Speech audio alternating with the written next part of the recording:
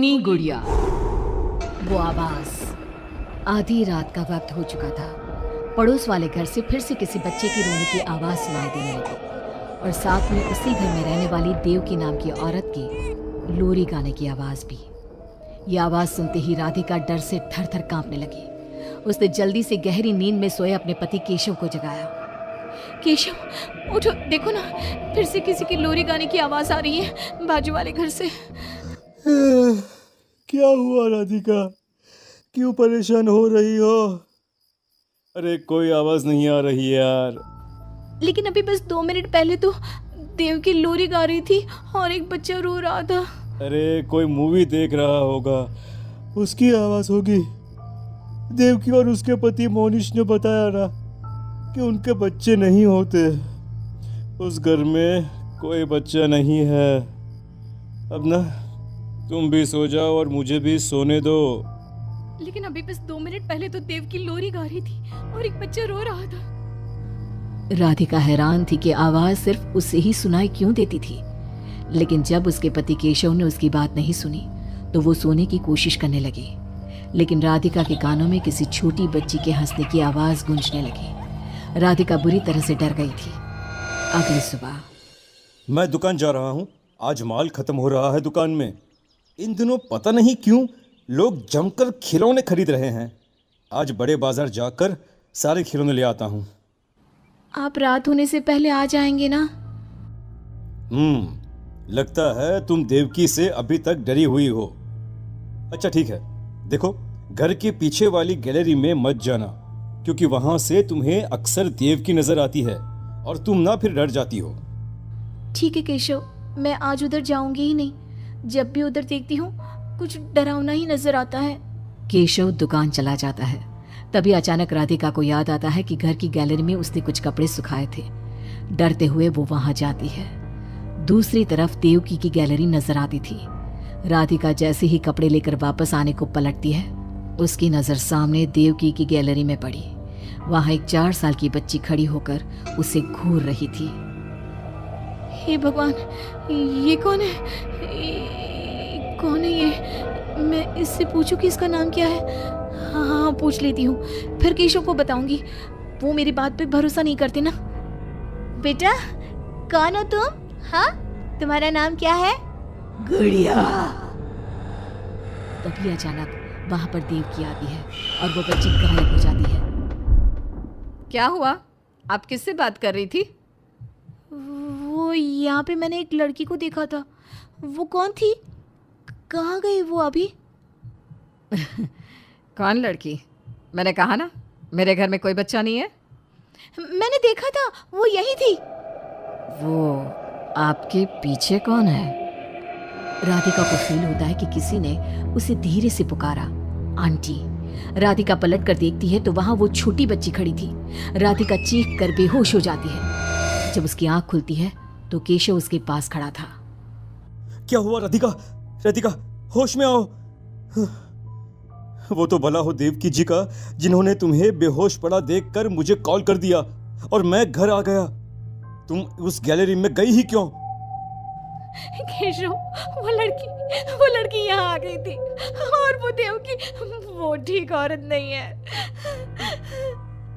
तुम पागल हो गई हो राधिका। आज देवकी जी ने ही मुझे तुम्हारे बारे में बताया। क्या सोचती रहती हो? अरे कोई नहीं है उस घर में। अगले दिन केशव की दुकान जाते वक्त, मैं भी आज आपके साथ चलूंगी। अच्छा ओके ठीक है, चलो चलो अब। दुकान पर पहुंचकर, वाह केशव, कितने सारे नए खिलौने। और ये इस पैकेट में क्या है?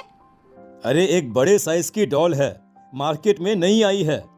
सोचा अगर लोग खरीदेंगे तो अगली बार और ऑर्डर कर दूंगा। क्या मैं देख लूं इस डॉल को? हाँ देख लेना। मैं जरा माल लेने बड़े बाजार जा रहा हूँ। तुम दुकान संभाल लो और आराम से बैठकर खिलौने देख लो, ठीक है? केशव दुकान से चला जाता है। तभी कुछ देर बाद देवकी दुकान पर आती है। कैसी हो तुम? तुम यहाँ क्या लेने आई हो? गुड़िया? गुड़िया? मेरा मतलब, तुम गुड़िया का क्या करोगी? तुम्हारे घर में तो बच्चे। तुम मुझे गुड़िया दिखाओ, बस बड़ी वाली गुड़िया। राधिका घबराते हुए बड़ी डॉल का पैकेट खोलती है। बिल्कुल ऐसी ही डॉल चाहिए, आज वो खुश हो जाएगी इसे देखकर। कौन कौन खुश हो जाएगी? देवकी अजीब नजरों से राधिका को देखती है और बिना कुछ कहे पैसे देकर चली जाती है। उसके जाने के बाद राधिका शॉप के अंडरग्राउंड में नए टॉयज का मॉल चेक करने जाती है। वहां बच्चों का एक झूला था। राधिका ने देखा कि वो झूला हिल रहा था, जैसे अभी अभी कोई वहां से उतरा हो। राधिका को किसी छोटे बच्चे की आवाज आती है। कौन है वहां? वही छोटी लड़की जो देविका के घर दिखी थी, राधिका के सामने आ जाती है। आंटी, मुझे गुड़िया चाहिए, वो बड़ी वाली। मेरे पास कोई गुड़िया उड़िया नहीं है।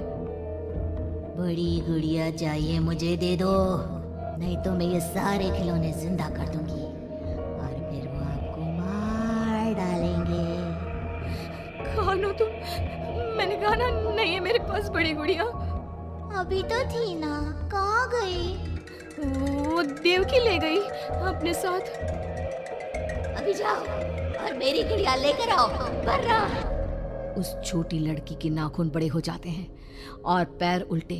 वो बहुत ही खौफनाक दिखने लगती है।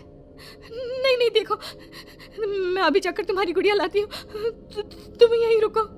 नहीं, मैं तुम्हारे साथ चलूंगी, कहीं तुम भाग गई तो। राधिका शॉप से निकलकर तेज स्पीड में सड़क पे चलने लगती है। उसने पलट के देखा तो वो लड़की साए की तरह उसका पीछा कर रही थी। राधिका देवकी के घर पहुंचती है। दरवाजा खुला था। राधिका अंदर गई, वहां कोई नजर नहीं आया, बस सामने वो गुड़िया रखी थी। राधिका चुपचाप गुड़िया को उठा के वहां से आने लगती है। पीछे से आवाज आती है, रुको, ये क्या कर रही हो?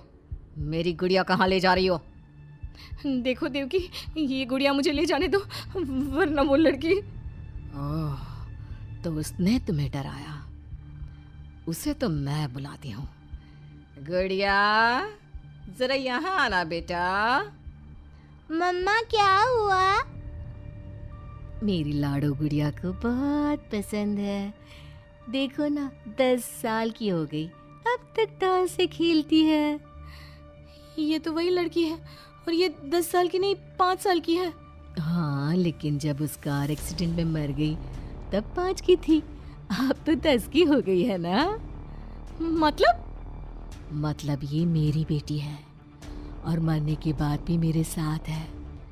इसे ना लोरी सुन के ही नींद आती है और डॉल्स इसे बहुत पसंद है। राधिका बुरी तरह से घबरा के भागती है। भागते भागते मेन रोड पे आ जाती है। वहीं उसका एक्सीडेंट होता है और उसकी मौत हो जाती है। उधर राधिका की मौत के बाद केशव को पास वाले घर से बच्चे के रोने और लोरी गाने की आवाज सुनाई देने लगती है।